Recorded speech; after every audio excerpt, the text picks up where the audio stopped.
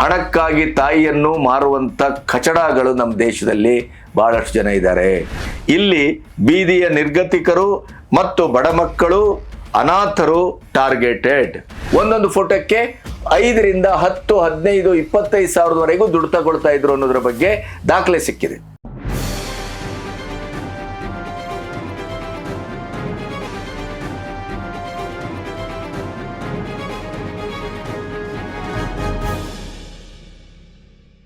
ನಮಸ್ತೆ, B Ganapati news ಚಾನೆಲ್ಗೆ ಸ್ವಾಗತ. ನೋಡಿ, ನಾವು ಭಾರತದಲ್ಲಿ ಎಷ್ಟರ ಮಟ್ಟಿಗೆ ಇವತ್ತು ಅಸುರಕ್ಷತೆಯನ್ನು ಮತ್ತು ನಮ್ಮ ಕಣ್ಣಿಗೆ ಕಾಣುವ ಕೆಮೆರಾಗಳಿರಬಹುದು, ನಮ್ಮ ಕಣ್ಣಿಗೆ ಕಾಣುವಂತ ಹೈ ಟೆಕ್ನಾಲಜಿಯ ಎಲ್ಲ ಇವತ್ತಿನ ಪರಿಕರಗಳೇನಿದೆ ಅದು ಕೇವಲ ನಮ್ಮ ದೇಶವನ್ನ ರಕ್ಷಿಸ್ತಾ ಇದೆ, ನಮ್ಮ ದೇಶವನ್ನ ಕಾಪಾಡ್ತಾ ಇದೆ, ನಮ್ಮ ದೇಶದ ಸುರಕ್ಷತೆಯನ್ನಷ್ಟೇ ಅದು ಹದ್ದಿನ ಕಣ್ಣಿನಿಂದ ನೋಡ್ತಾ ಇದೆ ಅಂತ ನಾವು ಭಾವಿಸಿದರೆ ಅದು ತಪ್ಪು. ನಾವು ನೋಡ್ತಾ ಇರುವಂತ ನಮ್ಮ ಸುತ್ತಮುತ್ತಲಿನ ಕೆಮೆರಾಗಳಲ್ಲಿ ಅದೆಷ್ಟೋ ಕೆಮೆರಾಗಳು ಪಾಕಿಸ್ತಾನದ ISIನ ಕೆಮೆರಾಗಳಾಗಿರಬಹುದು. ನಮ್ಮ ಪ್ರತಿಯೊಂದು ಚಲನವಲನಗಳನ್ನು ಪಾಕಿಸ್ತಾನದಲ್ಲೇ ಕೂತು ಅವರ ಮೊಬೈಲ್ಗಳ ಮೂಲಕ ಆ ಹ್ಯಾಂಡ್ಲರ್ಗಳು ಅದನ್ನ ವೀಕ್ಷಿಸ್ತಾ ಇರಬಹುದು. ಭಾರತದ ಒಳಗಡೆ ಇರುವಂತ ಇಂಥ ಒಂದು ವ್ಯವಸ್ಥೆಯನ್ನ, ಇಲ್ಲಿನ ಅನ್ನ, ಇಲ್ಲಿನ ನೀರು, ಇಲ್ಲಿನ ಸೌಲಭ್ಯ, ಇಲ್ಲಿನ ಎಲ್ಲ ಸಾಂವಿಧಾನಿಕವಾದಂತ ಹಕ್ಕು ಬಾಧ್ಯತೆಗಳನ್ನ ಪಡ್ಕೊಂಡು ಕೂಡ ಹೆತ್ತ ತಾಯಿಗೆ ದ್ರೋಹ ಮಾಡುವ, ಭಾರತದ ಒಳಗಡೆ ಇದ್ದು ಪಾಕಿಸ್ತಾನಕ್ಕೆ ರಹಸ್ಯ ದಾಖಲೆಗಳನ್ನ ರವಾನಿಸುವ ಒಂದು ದೊಡ್ಡ ಜಾಲವೇ ಇಲ್ಲಿ ಕೆಲಸ ಮಾಡ್ತಾ ಇತ್ತು ಅನ್ನೋದನ್ನ ನೀವು ಎಣಿಸಿದ್ರೇನೆ ಭಯ ಆಗುತ್ತೆ. ಪಾಕಿಸ್ತಾನ ಆಪರೇಷನ್ ಸಿಂಧೂರ ಆದ ಮೇಲೆ ತನ್ನ ಹಳೆಯ ಚಾಳಿಗಳನ್ನ ಬಿಟ್ಟಿದೆ. ಹಳೆಯ ಚಾಳಿಗಳ ಬದಲಾಗಿ ಅದು ಹೈಟೆಕ್ ತಂತ್ರಜ್ಞಾನವನ್ನ ಬಳಸಿ ಭಾರತದ ಆಯಕಟ್ಟಿನ ಜಾಗದ ಮೇಲೆ ಕಣ್ಣಿಟ್ಟಿದೆ. ಆದರೆ ನಮ್ಮ ದೇಶದ ಆಡಳಿತ, ಅಜಿತ್ ದೋವಲ್ನಂತ ಸಮರ್ಥ ರಕ್ಷಣಾ ಒಂದು ಇಡೀ ವ್ಯವಸ್ಥೆಯನ್ನ ತನ್ನ ಹೆಗಲ ಮೇಲೆ ಹೊತ್ತು ಸಾಗುವಂತ ಅಧಿಕಾರಿ, ನಮ್ಮ ಪೊಲೀಸು, ನಮ್ಮ ಗುಪ್ತಚರ ಇಲಾಖೆ ಅದು ಎಷ್ಟರ ಮಟ್ಟಿಗೆ ಜಾಗೃತವಾಗಿದೆ ಅಂತಂದ್ರೆ ಪಾಕಿಸ್ತಾನದ ISIನ ಪ್ರತಿಯೊಂದು ಹೆಜ್ಜೆಗಳನ್ನು ಕೂಡ ಅದು ತನ್ನ ಸೂಕ್ಷ್ಮ ದೃಷ್ಟಿಯಿಂದ ಗಮನಿಸಿ ಅದನ್ನ ಟಾರ್ಗೆಟ್ ಮುಟ್ಟುವ ಮೊದಲನೇ ಅದನ್ನ ಹೊಡೆದುಳಿಸ್ತಾ ಇದೆ.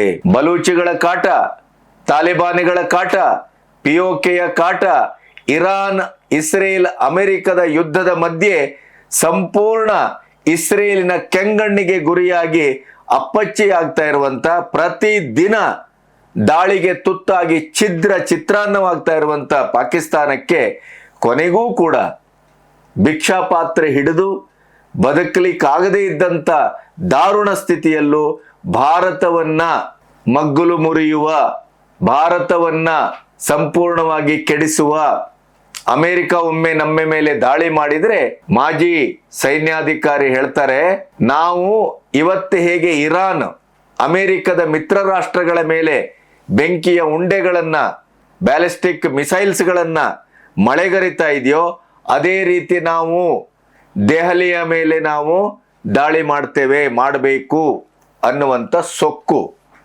ಇತ್ತೀಚೆಗೆ ಒಂದು ದೊಡ್ಡ ಜಾಲವನ್ನ ಭಾರತೀಯ ಪೊಲೀಸರು ಮತ್ತು ಗುಪ್ತಚರ ಇಲಾಖೆ ಭೇದಿಸಿದೆ.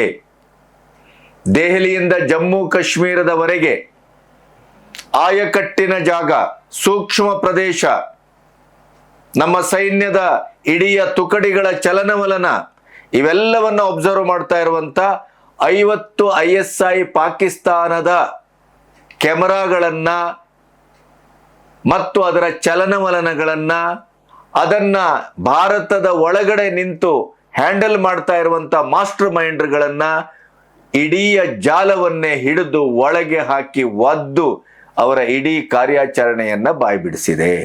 5ನೇ ಕ್ಲಾಸ್ ಓದದ ಹುಡುಗ, ಡ್ರಾಪ್ ಔಟ್ ಆದಂತ ನೌಶಾದ್ ಅನ್ನುವಂತ ಹುಡುಗ ಇದರ ಮಾಸ್ಟರ್ ಮೈಂಡ್. ನೀವು ನಂಬ್ತೀರಾ? ಇದರಲ್ಲಿ ಅಪ್ರಾಪ್ತ ವಯಸ್ಸಿನ ಬಾಲಕರು ಅತಿ ಹೆಚ್ಚು ಬಳಕೆ ಮಾಡ್ತಾ ಇದ್ರು ಅಂತಂದ್ರೆ ನಂಬ್ತೀರಾ? ಮೀರಾ ಅನ್ನುವಂತ ಒಬ್ಬ ಲೇಡಿ ಡಾನ್ ಇದರ ಆಯಕಟ್ಟಿನ ಎಲ್ಲ ಚಲನವಲನಗಳನ್ನ ನಿಗ್ರಹಿಸ್ತಾ ಇದ್ಲು ಅಂದ್ರೆ ನಂಬ್ತೀರಾ ನೀವು? ಅತಿ ಹೆಚ್ಚು ಮಹಿಳೆಯರನ್ನ ಬಳಸಿದ್ದಾರೆ. ಈ ಇಡೀ ಜಾಲ ಇವತ್ತು ಯಾವ ರೀತಿ ಕೆಲಸ ಮಾಡ್ತಾ ಇತ್ತು ಅಂತಂದ್ರೆ, ನಮ್ಮ ದೆಹಲಿಯ, ಮುಂಬೈನ, ಜಮ್ಮು ಕಾಶ್ಮೀರದ ಆಯಕಟ್ಟಿನ ಪ್ರತಿಯೊಂದು ಸ್ಥಳದ ಫೋಟೋ ಮತ್ತು ಲೈವ್ CCTV ಕ್ಯಾಮೆರಾದ ಮೂಲಕ ಪಾಕಿಸ್ತಾನದ ISI ಹ್ಯಾಂಡ್ಲಗರು ಅಲ್ಲೇ ಕೂತ್ಕೊಂಡು ನಮ್ಮನ್ನ ಹಣಿಯುವುದು ಹೇಗೆ ಅಂತ ಪ್ಲಾನ್ ಮಾಡ್ತಾ ಇದ್ರು. ಈ ಎಲ್ಲ ಜಾಲಗಳನ್ನ ಸಂಪೂರ್ಣವಾಗಿ ಸ್ಲೀಪರ್ ಸೆಲ್ಗಳ ಸಮೇತ ಹಿಡಿದು ಅದನ್ನ ಮಟ್ಟ ಹಾಕಿದಂತ ಒಂದು ರೋಚಕ ಗಾಥೆ, ಭಯಾನಕ ಗಾಥೆ ಇವತ್ತು ನಿಮ್ಮೆದುರು ನಾನು ಪ್ರಚುರಪಡಿಸಬೇಕು.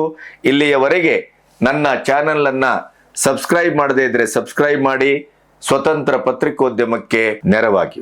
ಆಪರೇಷನ್ ಸಿಂಧೂರದ ನಂತರ ಪೆಟ್ಟು ತಿಂದ ಹುಲಿ, ಗಾಯಗೊಂಡ ಹುಲಿ, ಆದ್ರೆ ಆ ಹುಲಿಗೆ ಹೊಟ್ಟೆಗಿಲ್ಲ, ಶಕ್ತಿಹೀನ.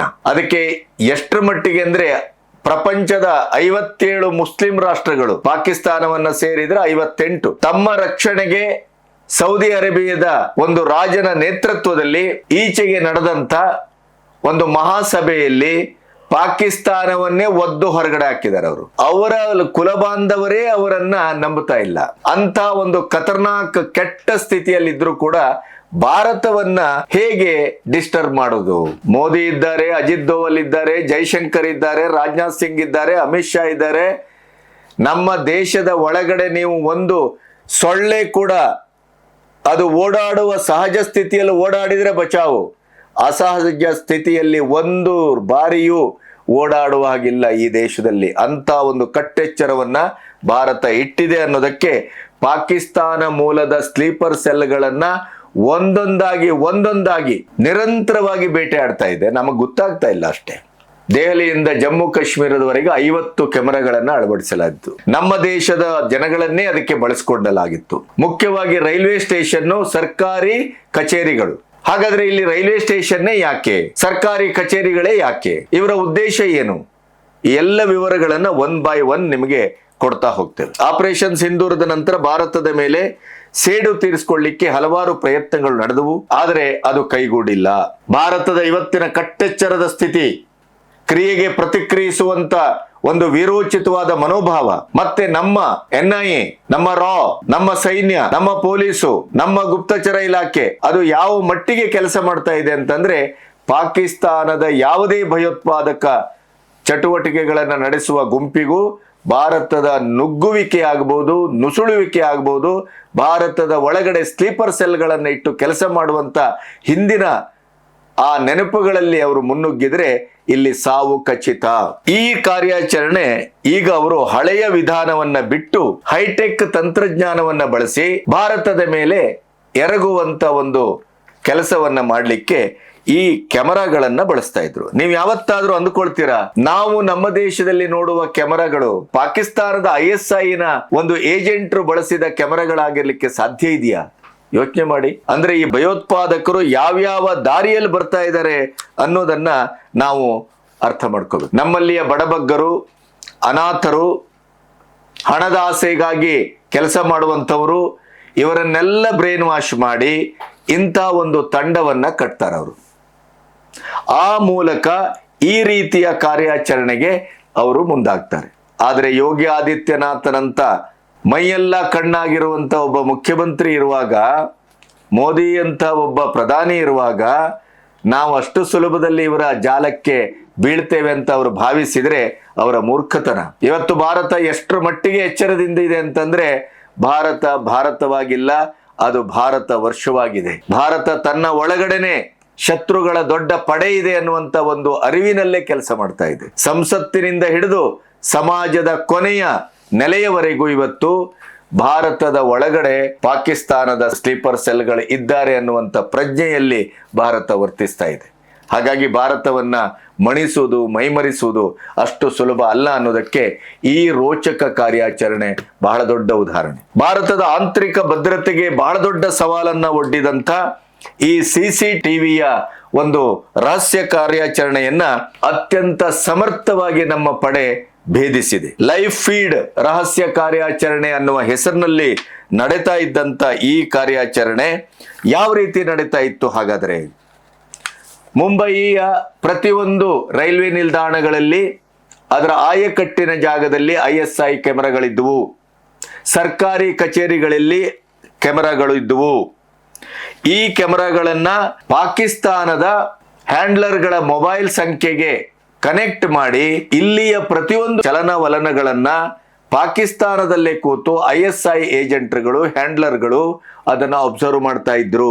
ಇಲ್ಲಿ ಅದಕ್ಕೆ ಅದರದೇ ಆದಂತ ಒಂದು ಇಡೀ ವ್ಯವಸ್ಥೆಯನ್ನೇ ಅವರು ಕಟ್ಟಿದ್ರು.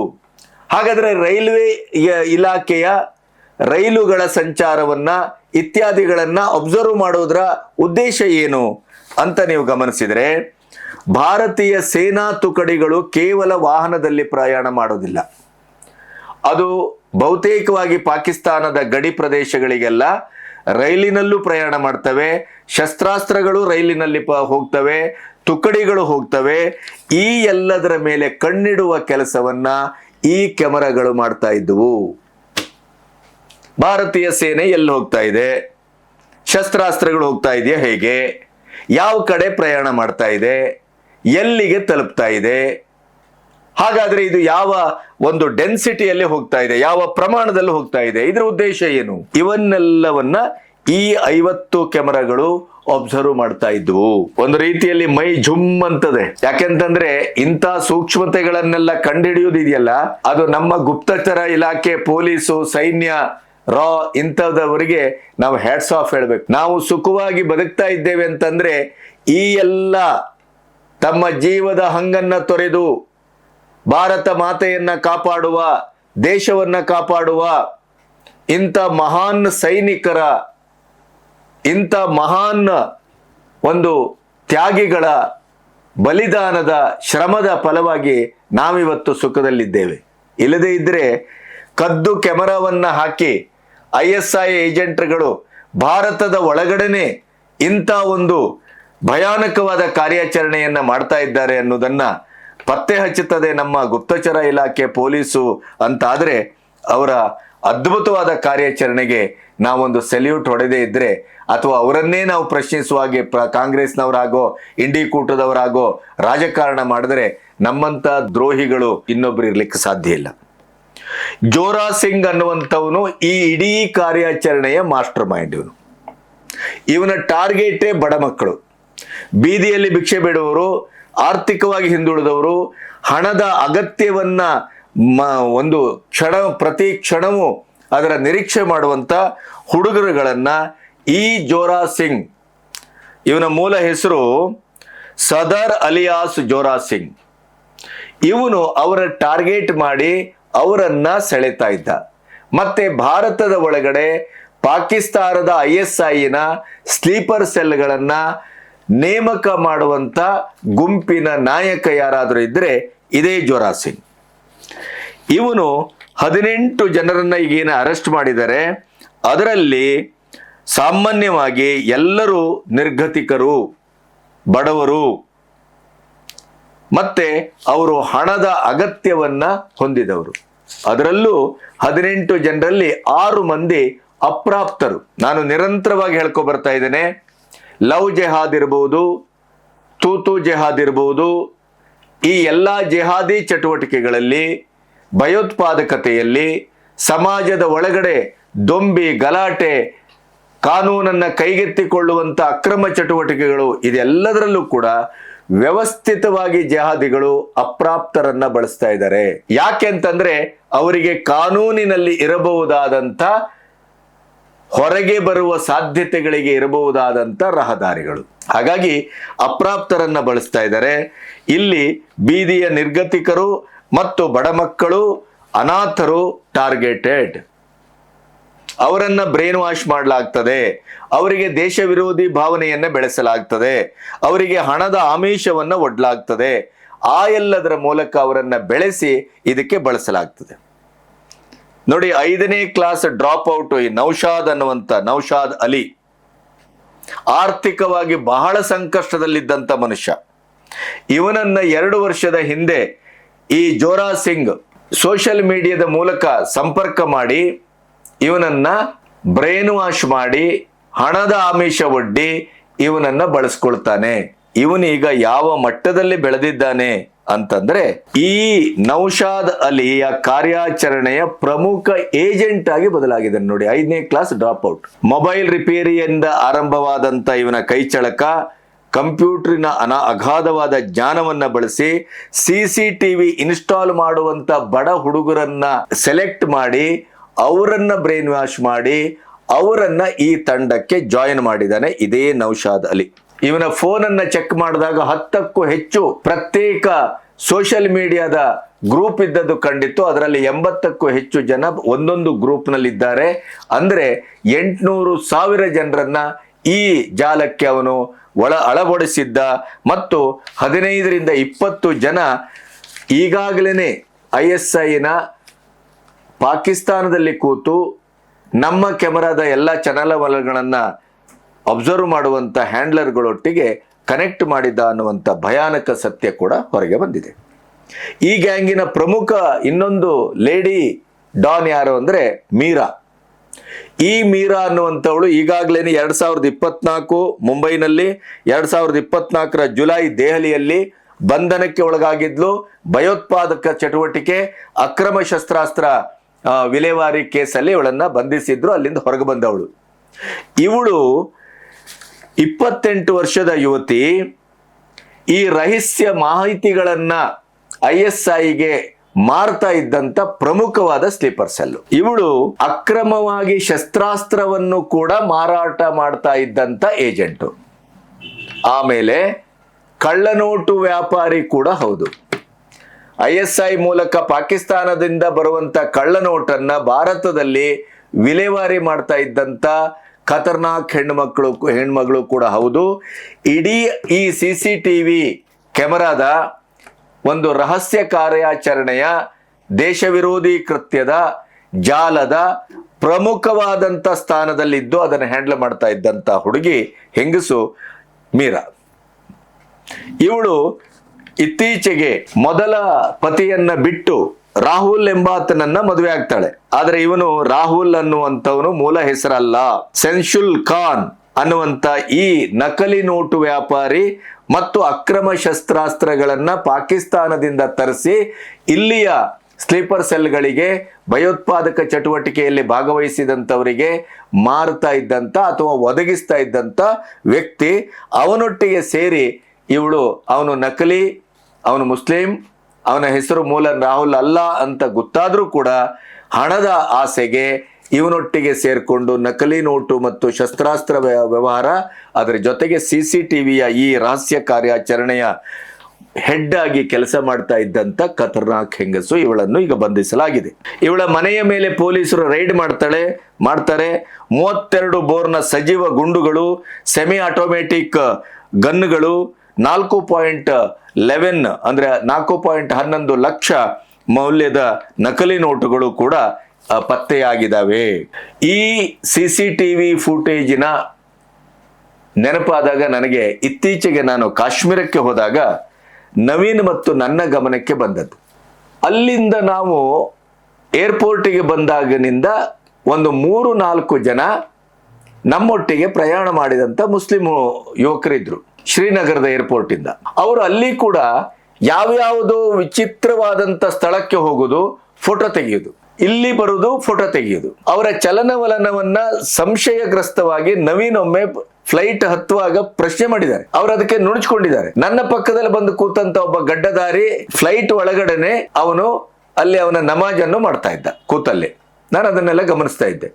ಬೆಂಗಳೂರು ಏರ್ಪೋರ್ಟ್ಗೆ ಇಳಿದಾಗ ಅಲ್ಲಿ ಕೂಡ ಅವನು ಆಯಕಟ್ಟಿ ಫ್ಲೈಟ್ ಇಂದ ಇಳಿತಾ ಇರುವಾಗ್ಲೇನೆ ಅಲ್ಲಿಂದನೇ ಫೋಟೋ, ಇನ್ನೊಂದು ಫೋಟೋ, ಮಗದೊಂದು ಫೋಟೋ. ಅವಾಗ ನಾನು ನವೀನಿಗೆ ಹೇಳಿದೆ, ನೋಡಿ ಏನೋ ಸಂಶಯ ಕಾಣ್ತಾ ಇದೆ ಇವನ ಬಗ್ಗೆ ಅಂತ. ಅಂದ್ರೆ ಇಲ್ಲಿ ಕೂಡ CCTV ಫುಟೇಜಿನ ಜೊತೆಗೆ ಆಯಕಟ್ಟಿನ, ಈಗ NCR, ದೆಹಲಿಯ NCR ಮತ್ತೆ ಸೂಕ್ಷ್ಮ ಪ್ರದೇಶಗಳು, ನಮ್ಮ ಸೈನ್ಯದ ಒಂದು ಹೆಡ್ ಕ್ವಾರ್ಟರ್ಸ್ಗಳು, ಇಂಥ ಫೋಟೋಗಳನ್ನೆಲ್ಲ ತೆಗೆದು ISIಗೆ ಅವರು ಕಳಿಸ್ತಾ ಇದ್ರು ಅನ್ನೋದಕ್ಕೆ ಇಲ್ಲಿ ಟೋಟಲಿ ಒಂದು 30-32 ಜನರನ್ನೇನು ಬಂಧಿಸಿದ್ದಾರೆ.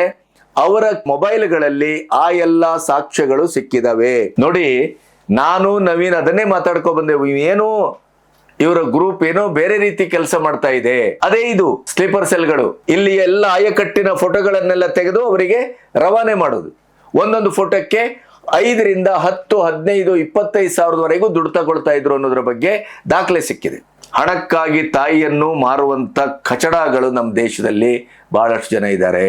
ನಮ್ಮ ದೇಶದ ಅನ್ನ ತಿಂದು ನಮ್ಮ ದೇಶದಲ್ಲೇ ಬದುಕಿ ದರಿದ್ರ ಬಿಕಾರಿ ಪಾಕಿಸ್ತಾನ, ಅಲ್ಲಿ ಹೋದ್ರೆ ಇವರಿಗೆ ಅನ್ನ ನೀರು ಗತಿಗೋತ್ರ ಇಲ್ಲ. ಇವರು ಯಾವುದೇ ದೇಶಕ್ಕೆ ಹೋದ್ರು ನಮ್ಮ ದೇಶದ ಮುಸ್ಲಿಮರು 2ನೇ ದರ್ಜೆಯವರಲ್ಲಿ. ಮಕ್ಕಕ್ಕೆ ಹೋಗಿ ಬಂದ ನನ್ನ ಫ್ರೆಂಡೇ ಹೇಳ್ತಾ ಇದ್ರು ನಮ್ಮನ್ನು ಎಷ್ಟು ಕೀಳಾಗಲ್ಲಿ ನೋಡ್ತಾರೆ ಅಂತ. ಆದರೂ ಕೂಡ ಇವರಿಗೆ ಪಾಕಿಸ್ತಾನ ಪ್ರೀತಿ, ಮುಸ್ಲಿಂ ರಾಷ್ಟ್ರಗಳು ಪ್ರೀತಿ. ಇಡೀ 58 ಮುಸ್ಲಿಂ ರಾಷ್ಟ್ರಗಳಲ್ಲೂ ಈ ಸರಿ ಎಲ್ಲಿಯೂ ಅವರ ಹಬ್ಬವನ್ನ ಸರಿಯಾಗಿ ಆಚರಿಸಲಿಕ್ಕಾಗಿಲ್ಲ. ಆದರೆ ಭಾರತದಲ್ಲಿ ಇರುವ ಪ್ರತಿಯೊಬ್ಬ ಮುಸ್ಲಿಮರು ಅತ್ಯಂತ ಖುಷಿಯಾಗಿ ಸಂಭ್ರಮದಿಂದ ಅವರ ಹಬ್ಬದ ಆಚರಣೆಯನ್ನ ಮಾಡಿದ್ದಾರೆ. ಇಷ್ಟಾಗಿಯೂ ಅವರಿಗೆ ಅರ್ಥ ಆಗುವುದಿಲ್ಲ. ದೇಶದ್ರೋಹಿ ಚಟುವಟಿಕೆಯಲ್ಲಿ ಭಾಗವಹಿಸ್ತಾರೆ, ದೇಶವನ್ನ ಮಾರುವ ಕೆಲಸದಲ್ಲಿ ಭಾಗವಹಿಸ್ತಾರೆ, ನಮ್ಮ ದೇಶಕ್ಕೆ ನಾವು ಬಾಂಬ್ ಹಾಕುವ ಕೆಲಸಕ್ಕೆ ಅವರು ಕೈ ಜೋಡಿಸ್ತಾರೆ. ಇಲ್ಲದೆ ಇದ್ರೆ ಪಹಲ್ಗಾಮ್ನಂತ ಘಟನೆ ನಡೆಯುವುದಿಲ್ಲ. ಪಹಲ್ಗಾಮ್ನಂತ ಘಟನೆ ಯಾಕೆ ನಡೀತದೆ ಅಂತಂದ್ರೆ ಪಾಕಿಸ್ತಾನದ ಭಯೋತ್ಪಾದಕರಿಗೆ ಈ ನೆಲದಲ್ಲಿ ಬದುಕ್ತಾ ಇರುವಂತ ಈ ನೆಲದ ದೇಶವಾಸಿಗಳು ಅವರಿಗೆ ಕೈ ಜೋಡಿಸ್ತಾರೆ, ಅವರಿಗೆ ಆಶ್ರಯ ಕೊಡ್ತಾರೆ, ಅವ್ರಿಗೆ ಅನ್ನ ಕೊಡ್ತಾರೆ, ಅಲ್ಲಾಹು ಅಕ್ಬರ್ ಅಂತಾರೆ. This is the problem. ಹಾಗಾಗಿ ನಾವು ಕೂಡ ಇನ್ನು ಮುಂದೆ ಸಾರ್ವಜನಿಕ ಜಾಗದಲ್ಲಿ ಅನುಮಾನಾಸ್ಪದವಾಗಿ ಓಡಾಡುವ, ಅನುಮಾನಾಸ್ಪದವಾಗಿ ಕಾಣುವ ವಸ್ತುಗಳು ಏನೇ ಇದ್ರೂ ಕೂಡ ತಕ್ಷಣ ನಾವು ಸಂಬಂಧಿಸಿದ ಪೊಲೀಸ್ ಇಲಾಖೆಗೋ ಇತ್ಯಾದಿಗೋ ನಾವು ಇನ್ಫಾರ್ಮ್ ಮಾಡುವಂತ ಜಾಗೃತೆಯನ್ನ, ಆ ಎಚ್ಚರವನ್ನ, ಕರ್ತವ್ಯವನ್ನ ನಾವು ನಿರ್ವಹಿಸಬೇಕಾಗಿದೆ. ಯಾಕೆಂತಂದ್ರೆ ನಾವಾಗಿಲ್ಲ, ನಮ್ಮ ದೇಶದೊಳಗಡೆ ಪಾಕಿಸ್ತಾನದ ISIನ ಕಣ್ಗಾವಲಿದೆ, ನೆನಪಿಡಿ.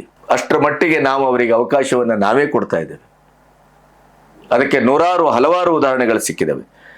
ಮೋದಿಯವರು ಮತ್ತು ಅವರ ಸರ್ಕಾರ ಅದನ್ನು ಭೇದಿಸುವಲ್ಲಿ ಬಹಳಷ್ಟು ಕ್ರಮವನ್ನು ತೆಗೆದುಕೊಳ್ತಾ ಇದೆ. ಸ್ವತಃ ಮೋದಿಯವರನ್ನೇ ಮುಗಿಸ್ಲಿಕ್ಕೆ ಮೊನ್ನೆ ಬಿಹಾರದಲ್ಲಿ ಯಾವ ರೀತಿ ಕಾರ್ಯಾಚರಣೆ ಆಯಿತು, ಸ್ವತಃ ಅಜಿತ್ ದೋವಲ್ ಅವರು ನೇರವಾಗಿ ಭಾಗವಹಿಸಿ 34 ಸೆಕೆಂಡ್ಗಳಲ್ಲಿ ಆ ವೇದಿಕೆಯಲ್ಲಿ ಮೋದಿಯವರನ್ನ ಮುಗಿಸ್ಲಿಕ್ಕೆ ಹೊರಟಂತ ಭಯೋತ್ಪಾದಕರ ಚಟುವಟಿಕೆಯನ್ನ ನಿರಸನಗೊಳಿಸಿದ್ರು. ಈಗ ಮೋದಿಯವರ ಜಾಗಕ್ಕೆ ಯೋಗಿ ಆದಿತ್ಯನಾಥ್ ಈ ಕಾರ್ಯಾಚರಣೆಯಲ್ಲಿ ಪ್ರಮುಖವಾದಂಥ ಸ್ಥಾನವನ್ನ, ಪ್ರಮುಖವಾದಂಥ ಒಂದು ಎಚ್ಚರವನ್ನ ವಹಿಸಿದ್ದು ಕಂಡು ಬರ್ತಾ ಇದೆ. ಯೋಗಿ ಆದಿತ್ಯನಾಥ್ ಅವರು ಈ ಕಾರ್ಯಾಚರಣೆ ಇಲ್ಲಿಗೆ ನಿಲ್ಲುವುದಿಲ್ಲ, ಇದರ ಹಿಂದೆ ಇನ್ನೇನೋ ಇದೆ ಅನ್ನುವುದ ಕಾರಣಕ್ಕಾಗಿಯೇ DCP ಜೈಸ್ವಾಲ್ ಮತ್ತು ಪಿಯೂಷ್ ಕುಮಾರ್ ಸಿಂಗ್ ಅವರ ನೇತೃತ್ವದಲ್ಲಿ ಒಂದು ತಂಡವನ್ನು ಕಟ್ಟಿದ್ದಾರೆ. ಇದರ ಇಡೀ ಕಾರ್ಯಾಚರಣೆಯಲ್ಲಿ ಭಾಗವಹಿಸಿದಂಥ ಎಲ್ಲ ಖತರ್ನಾಕ್ ಮಾಸ್ಟರ್ ಮೈಂಡ್ಗಳನ್ನು ಒಳಗಾಕಲಾಗಿದೆ. ಕ್ಯಾಮೆರಾಗಳನ್ನ ಎಲ್ಲ ತೆರವುಗೊಳಿಸಲಾಗಿದೆ. ಇದರ ಎಲ್ಲ ಕನೆಕ್ಟಿವಿಟಿಯನ್ನ ಧ್ವಂಸಗೊಳಿಸಲಾಗಿದೆ. ಅದರ ಹಿಂದೆ ಇನ್ನೂ ದೊಡ್ಡ ಕಾರ್ಯಾಚರಣೆಯ ಸೂಚನೆ ಇರೋದ್ರಿಂದ ಯೋಗಿ ಆದಿತ್ಯನಾಥ್ ನೇತೃತ್ವದಲ್ಲಿ ಒಂದು ದೊಡ್ಡ ತಂಡ ಕಾರ್ಯಾಚರಣೆಗೆ ಇಳಿದಿದೆ. ಅದರ ಮುಂದಿನ ಎಲ್ಲ ವಿವರಗಳನ್ನು ನಿಮಗೆ ಹಂತವಾಗಿ ಕೊಡ್ತಾ ಹೋಗ್ತೇವೆ. ನಮಸ್ತೆ ಪ್ರಿಯರೇ, ಇಲ್ಲೊಂದು ಪ್ರಕಟಣೆ ಇದೆ. ಇದು ನಿರುದ್ಯೋಗಿಗಳಿಗೆ ಒಂದು ದೊಡ್ಡ ಸಿಹಿ ಸುದ್ದಿ ಅಂತ ಭಾವಿಸಿದ್ರೆ ತಪ್ಪಲ್ಲ. ಸುಪ್ರೀಂ ಹೀರೋ ಇವತ್ತು ರಾಜ್ಯಾದ್ಯಂತ ಮಾರುಕಟ್ಟೆಗೆ ಲಭ್ಯವಿರುವಂತ ಪ್ರತಿಷ್ಠಿತ ಆಯಿಲ್ ಕಂಪನಿ. ಈ ಕಂಪನಿಗೆ ರಾಜ್ಯಾದ್ಯಂತ ಡಿಸ್ಟ್ರಿಬ್ಯೂಟರ್ ಬೇಕಾಗಿದ್ದಾರೆ, ವಿತರಕರು ಬೇಕಾಗಿದ್ದಾರೆ. ನೀವು ಸಂಪರ್ಕಿಸಬಹುದು. ಆಕರ್ಷಕವಾದಂತಹ ಸಂಭಾವನೆ ಇದೆ, ಮತ್ತೆ ಬಹಳ ದೊಡ್ಡ ಕಂಪನಿ ಇದು. ಫೋನ್ ನಂಬರ್ ಇದೆ, ಕಂಪನಿಯ ಮಾಲೀಕರ ಹೆಸರಿದೆ. ಅವರಿಗೆ ನೀವು ಸಂಪರ್ಕಿಸಿದ್ರೆ ಅದರ ಮುಂದಿನ ಎಲ್ಲ ಒಂದು ವಿಲೇವಾರಿಗಳನ್ನು ನೀವು ಮಾಡ್ಕೋಬಹುದು. ನೀವು ಕೂತಲ್ಲೇ ನಿಮ್ಮ ಊರಿನಲ್ಲೇ ಇದರ ವಿತರಣೆಯ ಒಂದು ಜವಾಬ್ದಾರಿಯನ್ನು ತೆಗೆದುಕೊಂಡ್ರೆ ನಿಮ್ಮ ಉದ್ಯೋಗದ ಖಾತ್ರಿತನವನ್ನು ಮಾಡ್ಕೋಬಹುದು, ಬದುಕನ್ನ ಹಸನಾಗಿಸ್ಕೋಬಹುದು. ತಕ್ಷಣ ಸಂಪರ್ಕಿಸಿ. Do you have any interest to boost your product in the market? If so, please do one thing. You make a good ad video of your product. The video should contain your details, your experience in the market, your product specialities and other aspects. Video should be rich, professional and appealing in all parameters. Then the video reaches every nook and corner and your product will be boosted. Please contact us if you want to win in competitive market.